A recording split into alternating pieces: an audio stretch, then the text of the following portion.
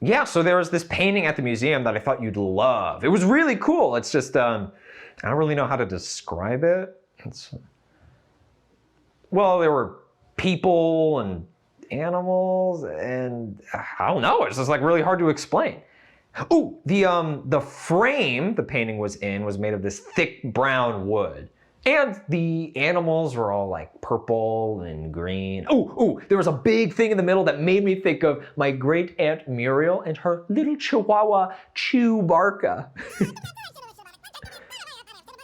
What do you mean you can't picture it? I'm giving you all the details here.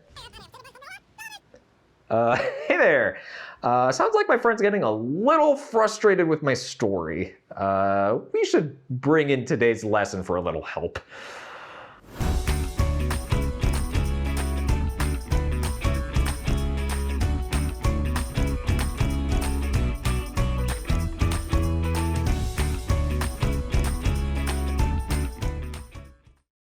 Today we're going to be learning how to create a strong summary.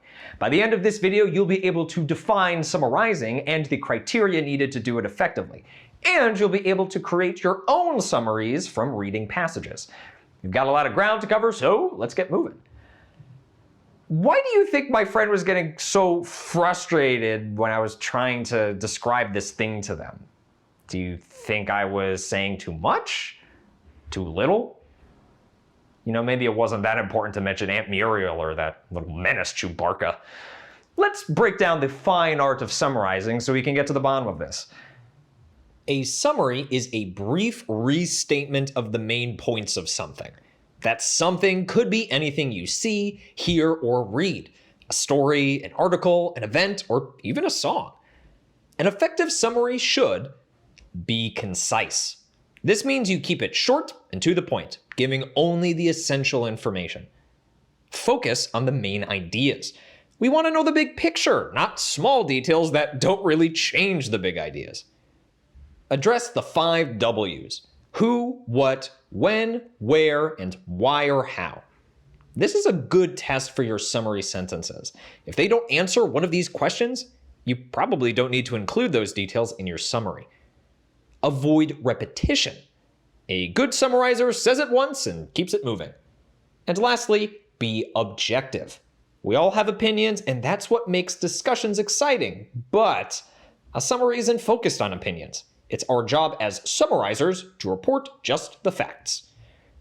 Now that we've reviewed the criteria for effective summarizing, let's revisit the conversation I had with my friend earlier. So when I was trying to describe this painting I saw to them, I really missed the mark.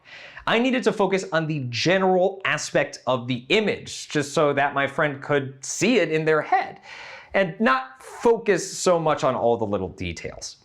First, I needed to focus on the surface level of the painting, what is actually happening and what I'm seeing or reading.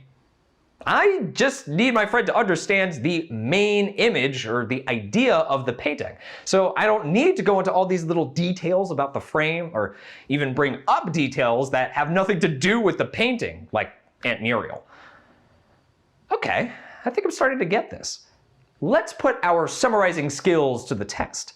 First, I'll use our criteria to try to make a summary of the painting that I saw earlier. I went to the art museum today and saw a painting of a giant chihuahua sitting on a throne, wearing a crown and a robe. Surrounding the dog was a group of people holding balloons. The background was filled with other strange animals, like a large purple elephant. Its style was different from any other piece in the museum because it was so strange and dreamlike. How did I do? Let's take a look at our criteria. Concise. It's only 4 sentences and each part is purposeful. Check. It's focused on the main idea. We can picture the main image at the center, the Chihuahua King, with a few other key elements of the painting.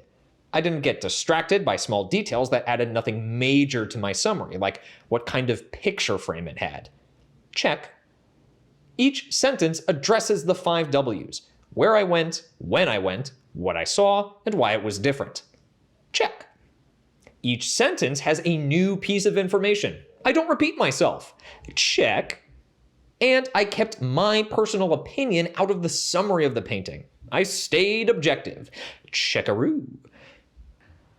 Hey, I think we really got it. Now I can call my friend back and actually describe this painting to them.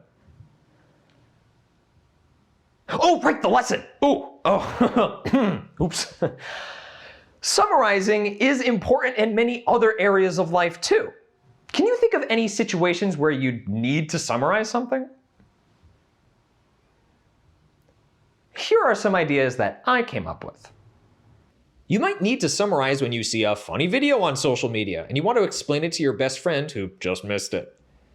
Summarizing could also help you if a family member misses your big soccer match and you want to give them the highlights of the game. When you get older, you might take college classes or have to attend meetings for your job.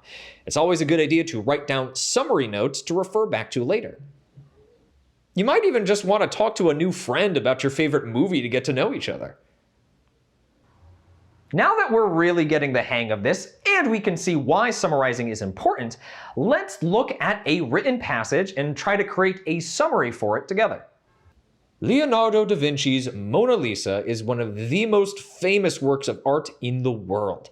Painted in the early 16th century, the painting depicts a woman with a mysterious smile, dressed in simple clothing with a landscape behind her.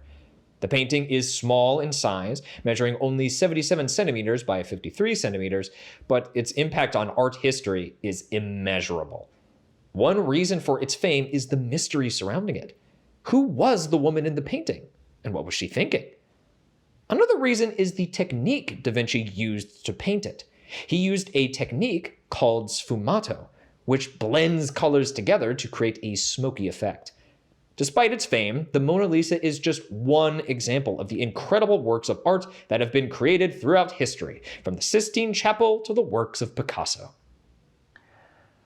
Wowza, Mona Lisa overload. Okay, first step, deep breath. Okay, now let's start by taking a pen and underlining the parts that seem like they're a main idea in the text. Leonardo da Vinci, he's the artist who did the painting.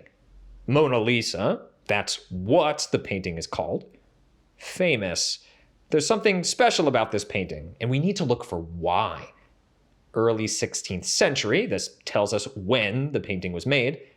Woman in simple clothes, that helps us picture what the painting looks like. Mysterious smile, this is part of why it's famous.